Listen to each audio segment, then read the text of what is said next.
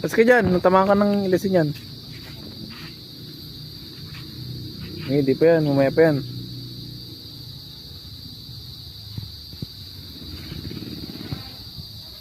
Babam!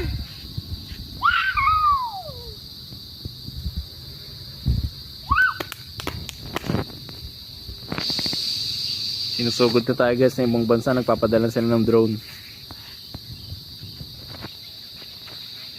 At magpa-practice din tayo, kaya ayan, pa-practice tayo. Kasi kailangan malaman natin taktika ng kalabang, kaya nag-aaral tayo ng drone. Kumain ka dun. Nakain pa na ako. Tapos ka na? Yung siya ma? Ayun na kayong bahay. Hindi, may camera yan. Baba, kayo ako tinan ko. Tinan ko dyan.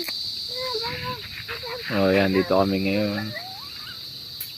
Ito yung bahay niya, di ba?